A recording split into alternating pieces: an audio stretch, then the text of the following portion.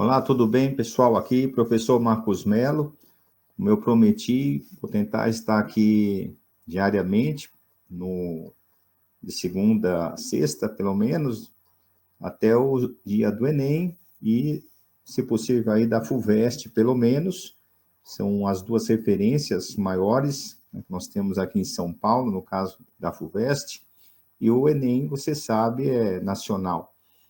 Então, para quem não me conhece, eu sou professor de História, né? Já leciono há bastante tempo e trabalhei sempre com cursinhos, pré-vestibular. Então, a gente, ao longo dos anos, foi aí adquirindo um conhecimento nessa área, né? Além, é óbvio, do conteúdo de História, mas principalmente do perfil, né, dos vestibulares, e eu acredito que eu posso aí colaborar com você nesse empreendimento aí, né, de entrar na universidade.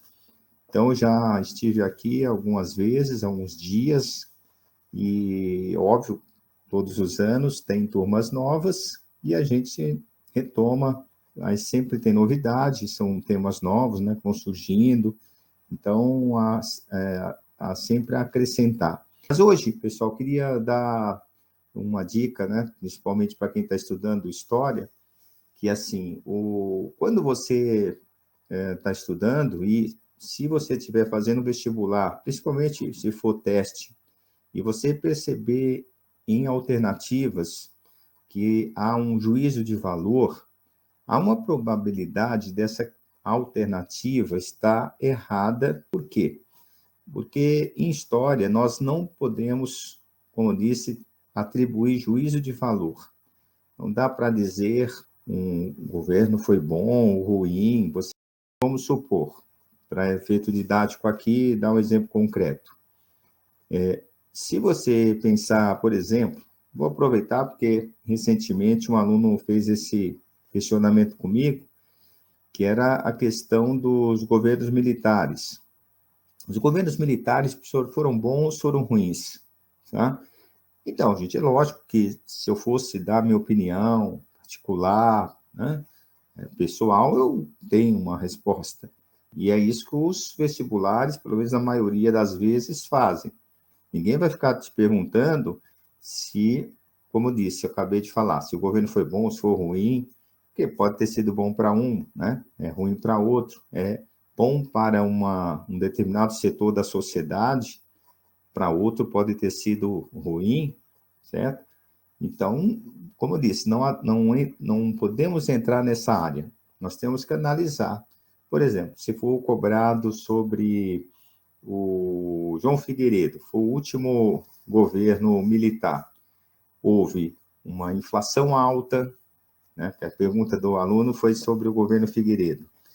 Então, teve uma inflação alta, houve uma estagnação econômica, certo? E eu sempre falo, não acredite em mim, pense e avalie dentro dos seus critérios.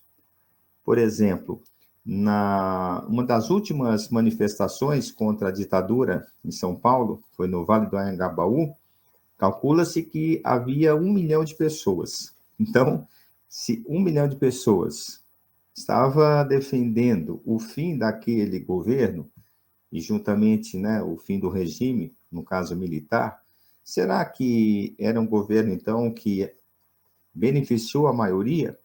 Não é? Então, é isso que você tem que pensar.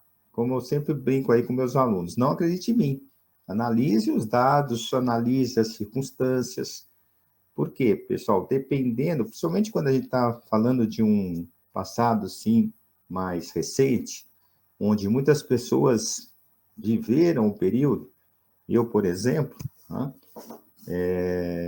vivi praticamente, eu já falei isso aqui, né, praticamente o período militar inteiro, eu fiz a minha vida estudantil, certo? Se você pegar lá, como disse, já falei aqui, olha aqui para os meus cabelos brancos, faz um cálculozinho aí da minha idade, faz um cálculozinho, né, do período da ditadura, que começou em 64, você vai perceber que eu, né, nasci ali naquele período e, obviamente, quando completei lá, na época era 7 anos, né, hoje cada vez mais cedo estamos entrando na escola, mas naquela época era com 7, E aí eu fiz fundamental, né, que corresponderia ao fundamental hoje, o médio inteiro, né?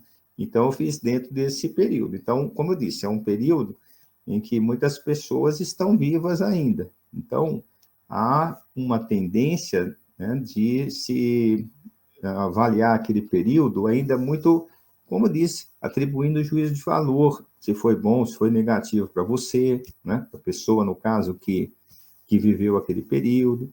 Então, nós, como historiadores, como eu disse, temos que, principalmente quando estamos dando aula, certo? Porque você vai fazer vestibular e de diversas tendências, enfim, não sabemos, né? Por exemplo, a cabeça do professor que vai fazer o questionamento com você, então, né, não é, como eu disse, não podemos ficar atribuindo aí juízo de valor, certo? Temos que avaliar isso, é isso que a prova vai fazer, vai perguntar, olha, não vai dizer se foi, como eu disse, bom ou ruim, vai falar, houve inflação ou não houve? Né? A economia ia bem ou ia mal? Né? A conclusão, quem vai tirar é você. Né? Então, veja, pode ter sido bom, por exemplo, para o setor agroexportador, certo? Mas, vejam, um setor agroexportador, já que eu toquei no assunto, vai ser bom para quem está vivendo da exportação. O nome já diz, agroexportação. Então, vai ser bom para quem está no campo, seja produzindo e exportando. Mas pode ser ruim para as pessoas aqui internamente. Não é? Pode ter, como eu acabei de falar, inflação, dólar alto, enfim. Então, como eu disse, né, eu peguei aqui só para exemplificar, para dar um exemplo concreto para vocês. Então, existe N exemplos que eu poderia dar, mas eu acho que já é suficiente para você ter ideia do que eu estou falando quando eu falo em juízo de valor. Então, quando você vai ver lá uma alternativa, sei lá, a gente pode estar falando do Egito, da Grécia, do Brasil, e começa a atribuir isso, olha, foi ruim, foi bom, né? Aí você já tem que ficar desconfiado dessa alternativa, porque ela tem uma probabilidade de estar errada muito grande. Outra coisinha que eu toquei aqui, gente, até anotei aqui para não esquecer, né?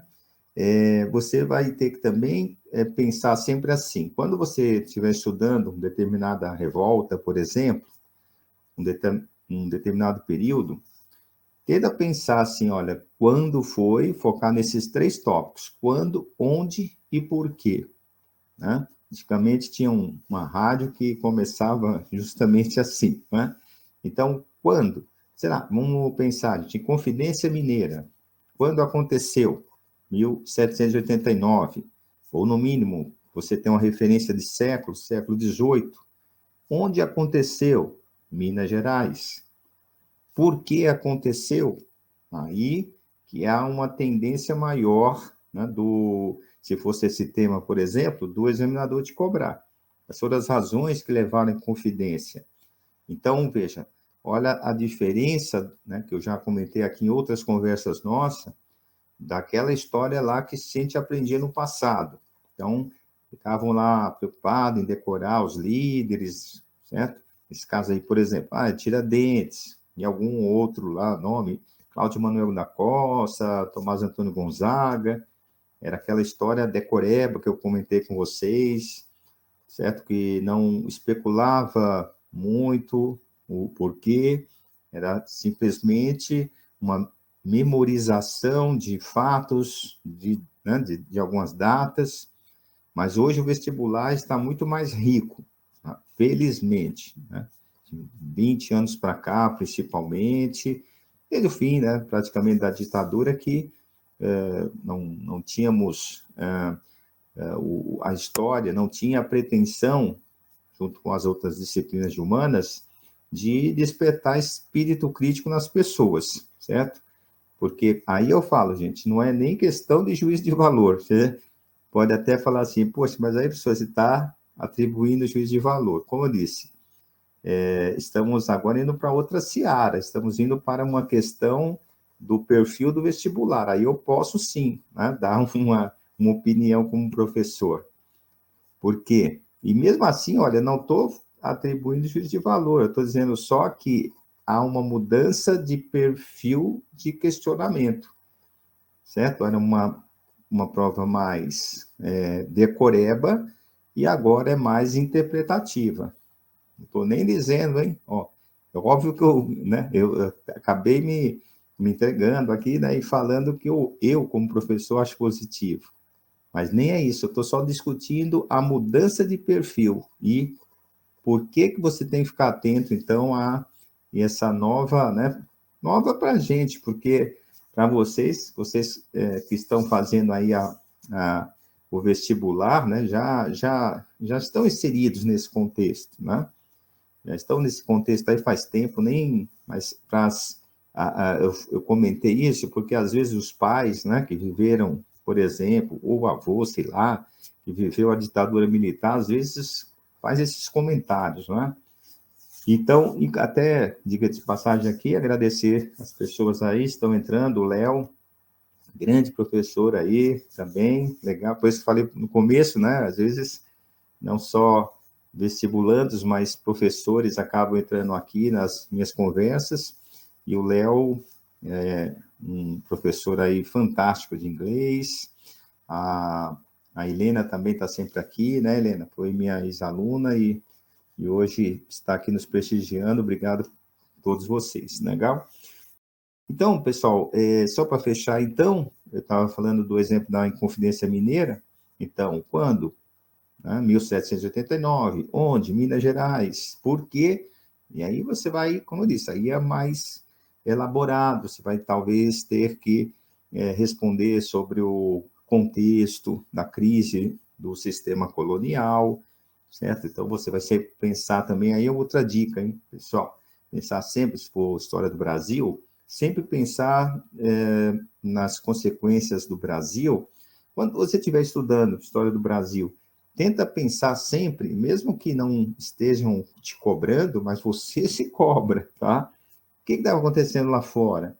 Isso ajuda bastante. Então, como estava dizendo, crise do sistema colonial, mas veja, ninguém ia ficar aqui de braços cruzados, hein, pessoal? Esperando, olha, entrou a crise do sistema colonial, uma hora nós vamos ficar independentes. Não, você vai ter que responder também quais eram o contexto da história do Brasil, né? Respondendo esse porquê, como eu disse, né? Havia, então, o endividamento dos mineradores, certo? A influência dos ideais aí do iluminismo, como disse, ó, tem um pé, né, tanto na história geral quanto na história do Brasil. Então, muitos foram estudar na Europa e trouxeram, né, na bagagem não só produtos ingleses, não é?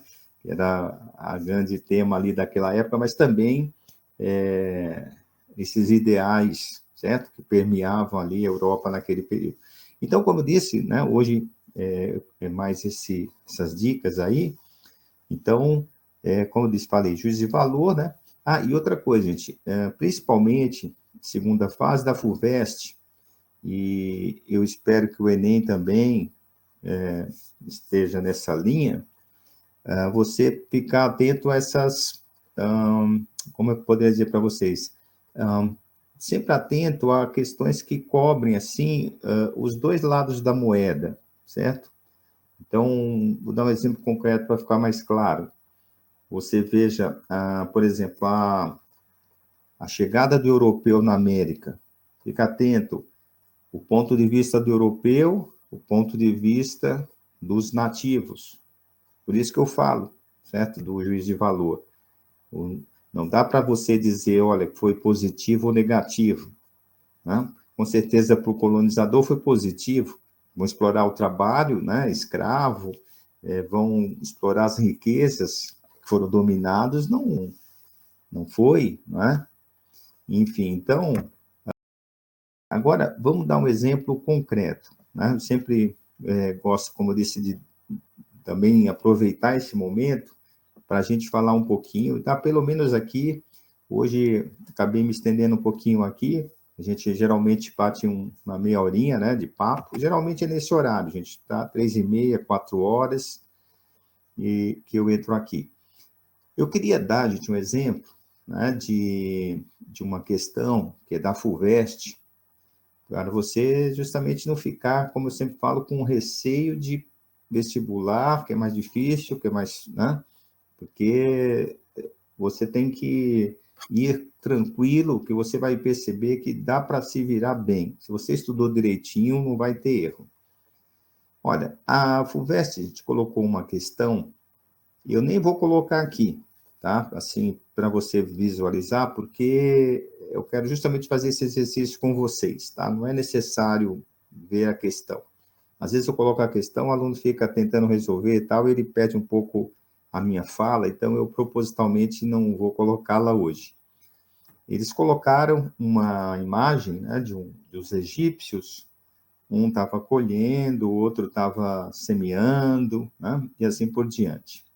Mas olha, eu quero, por isso que eu falei, gente, é uma brincadeira, entre aspas, que eu fiz, sem ver a imagem, nós vamos responder essa questão. Olha só, a alternativa A nessa questão dizia assim, olha, o caráter familiar do cultivo agrícola no Oriente Próximo, dada a escassez de mão de obra e a proibição, né, no Antigo Egito do trabalho compulsório. Então, veja, gente, um aluno que, como eu disse aqui, uma outra oportunidade, passou, gente, pela escola, talvez não precisa nem estudar, mas veja, olha essa frase, essa frasezinha, ó, escassez de mão de obra. Pessoal, mesmo que você não tenha estudado o Egito, vamos fazer de conta que você não estudou o Egito muito a fundo, mas olha, escassez de mão de obra no Egito já daria para você ficar desconfiado, né, disso aí. E outra, proibição no Antigo Egito do trabalho compulsório, certo? Então, essas duas frases, pessoal, né, uma ou a outra, faria você já deixá-la de lado. Não pode ser essa alternativa, correto? Vamos ver a B. A inexistência de qualquer conhecimento tecnológico que permitisse o aprimoramento da produção de alimentos, o que provocava longas temporadas de fome. Aí que eu falo, pessoal, uma vez comentei aqui numa live, acho que, não sei se foi a primeira ou a segunda, de um aluno que falou uma vez para mim, olha, professor, eu não sei nada sobre o Egito. E aí eu falei, não, nada não, fala alguma coisa. Ele falou, eu sei que eles construíram as pirâmides. Por exemplo, esse aluno que tinha me falado aquilo, ele já não erraria essa questão, porque, veja, como que você pode falar de inexistência, como está aí na alternativa, inexistência de qualquer conhecimento tecnológico? Como que eles construíram as pirâmides, por exemplo, certo? Então, isso daí é o caso. Olha, um aluno, como eu disse, que chegou para mim falando que não sabia nada, e ele já abandonaria essa alternativa.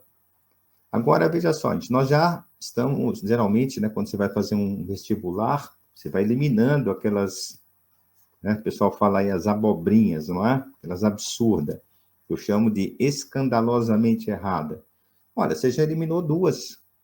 Olha, a sua probabilidade de acertar está cada vez aumentando, porque cada uma dessas alternativas que se elimina, você, né, reduz, como eu disse, drasticamente aí a possibilidade do erro e do acerto, né, de acertar. Olha só, C. O prevalecimento da agricultura como única atividade. Olha, gente, esse único equivale ao que eu estava falando do juízo de valor. Porque quando aparece em história de uma única atividade, é complicado, não é? Agora, olha só, gente, como no caso aí essa alternativa foi generosa. Colocou assim, ó, dada a importância de caça ou pesca, da impossibilidade de caça ou pesca. Veja, né, o Rio Nilo, por exemplo, como disse, são aquelas coisas básicas que o aluno sabe. Uma delas a pirâmide, né, como esse aluno tinha me falado, e a outra que é no Rio Nilo. Então, eles estão lá no Rio Nilo, pessoal, e impossibilidade de caçar ou pescar, né? Então, é outra. Olha, nós já estamos na terceira, já eliminamos três, estamos em duas só. Sem ver a imagem, como eu disse, por isso que eu fiz questão de, né, responder com vocês hoje aqui, sem ver né, o desenho lá que eles colocaram, a imagem. A D de dado, dificuldade de acesso à água. Pessoal, e eu falo, está no Rio Nilo, dificuldade de acesso à água em todo o Egito, o que limitava as atividades do plantio e inviabilizava a criação de gado. Então, pessoal, você percebeu? Olha que moleza. Sem ver a ilustração, eu brinquei com vocês aí, a hipótese de uma informação, uma formação, melhor dizendo, básica do Egito, absolutamente básica, não é? Do Nilo e das pirâmides, se respondia essa questão.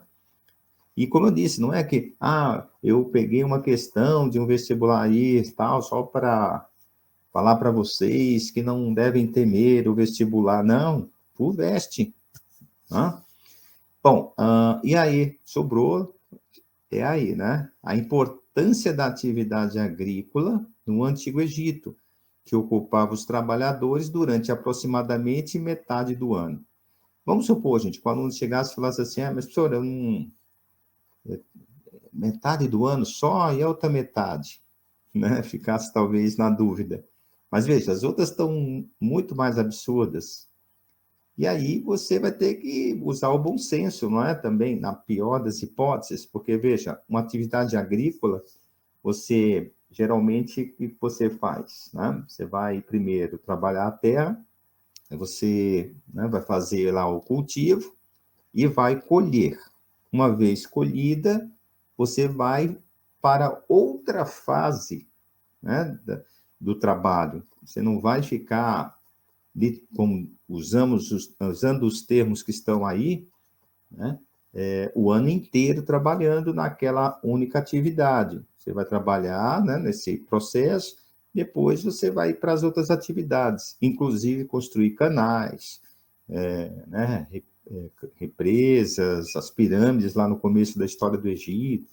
Então, essa era a alternativa correta, certo? Então, pessoal, eu escolhi essa porque ela ilustra bem o que eu quero falar para vocês hoje. Então, você tem que ir procurando, né? Como eu disse, se liberta da decoreba. Né? Você vai, porque não sei se vocês, quando eram alunos ou se ainda são, eu tenho certeza, vocês estão aqui, vocês são bons alunos, vocês não é bem o caso de vocês, mas acontecia, gente, direto. Quando eu estava no ensino médio, por exemplo, entregava a prova, os alunos muitas vezes iam escrevendo, vocês devem saber, ou fizeram ou viram amigos fazer. Eles iam escrevendo, pessoal, tudo que, né, eles temiam esquecer, aí faz tudo rapidinho assim na prova, aí depois ele vai ler. Porque aí qualquer coisa tá, né, ele tem uma colinha, entre aspas, né, não é cola, porque foi ele mesmo que colocou, mas assim, a ideia de que, poxa, vai fugir da memória.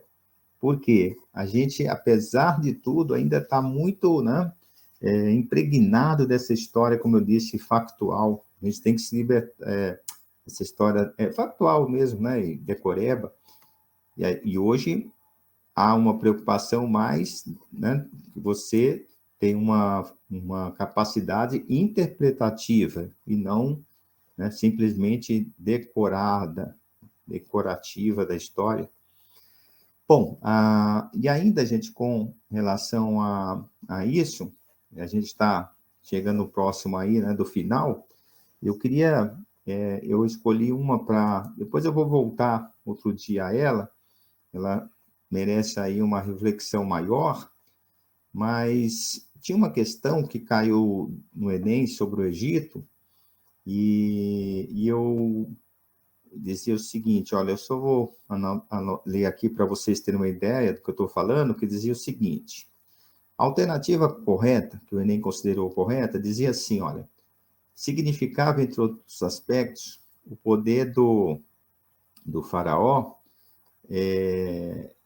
escravizar, deixa eu ler aqui literalmente como está, que tinham de escravizar grandes contingentes populacionais que trabalhavam nesses monumentos.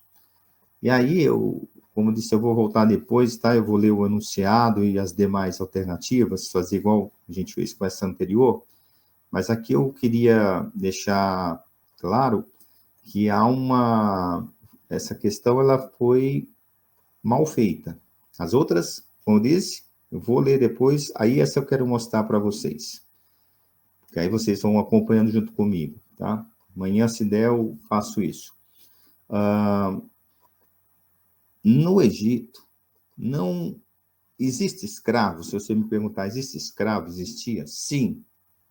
Agora, o modo de produção no Egito era escravista? Não. Era o modo de produção, alguns chamam de asiático, outros civilizações de regadio. Então, eu vou explicar por que não é escravidão. Como que funcionava? As terras pertenciam ao faraó. Certo? As terras eram do Estado, então não existe propriedade privada. As propriedades são do Estado. Os camponeses pagavam tributos para esse Estado. Durante a live eu fiz questão de fazer com você o raciocínio, mas na edição eu resolvi deixar a questão, porque aí se você quiser visualizar, dar uma olhadinha com mais calma, para você ver, né, que eu tenho razão aí no que eu disse, você poder fazer, ok? Isso não é escravidão. E o Estado vai, com esses impostos que você pagou, geralmente, óbvio, em produtos, né? Ele sustentava aqueles trabalhadores que não estavam ligados diretamente na agricultura. Exemplo, construção das pirâmides, construção dos canais e assim por diante. Então, isso não é escravidão.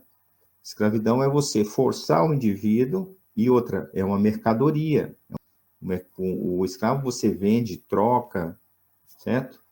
É uma mercadoria. Então, não, por isso eu dei o exemplo, você, nós estamos lá com a nossa família, nós estamos produzindo e pagando os tributos. Nós não vamos ser vendidos, nós não vamos ser trocados, certo? Não somos mercadoria. Então, essa é a definição, tá?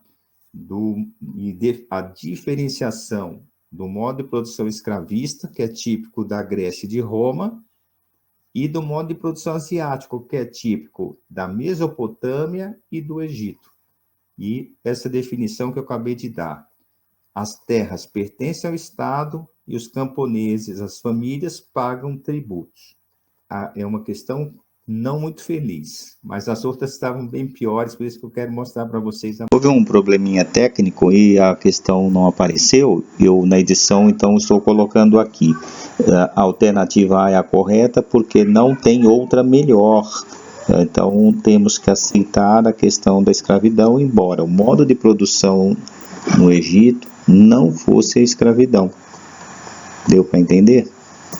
É onde, pessoal, provavelmente os examinadores, eles fazem a referência com algo próximo. Então, por exemplo, quando falam, né, cobram a escravidão, podem dar uma característica do modo de produção asiático e vice-versa. Quando forem cobrar Egito e Mesopotâmia, jogar alguma coisa que é mais típica da Grécia e de Roma, para ver se você, como disse, estudou direitinho. Legal? Então, é isso. Só para finalizar, então, de vez aqui, né, já passei aqui da meia hora prometida, que é o nosso combinado aqui. Por exemplo, se o aluno estudou bem, que eu acredito que é o seu caso, talvez você tenha... Um aluno uma vez me perguntou isso durante uma aula, que eu estou fazendo aqui para vocês. É parecido com a servidão? Olha, não é pelo seguinte... No feudalismo, o trabalho, a propriedade não era do Estado, era dos senhores feudais, deve se lembrar.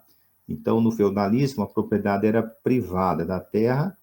Agora, essa coisa dos camponeses trabalhar e pagar uma parte do tributo tem uma semelhança ali, né? Grosseiramente comparando. Mas, como eu disse, a propriedade não é do Estado, é do seu feudal, é privada. Então, também é diferente do feudalismo, legal? Pessoal, foi um prazer enorme estar aqui com vocês. Amanhã eu vou ver se eu trago essa questão aí para mostrar para vocês aí com mais cuidado, para vocês acompanhar junto comigo e a gente resolvê-la, legal? Então é isso, pessoal. Um abraço para vocês e até a próxima. Tudo bem? Até amanhã aí. Fica ligado, hein? 3h30, 4 horas eu tô entrando por aqui. Abraço.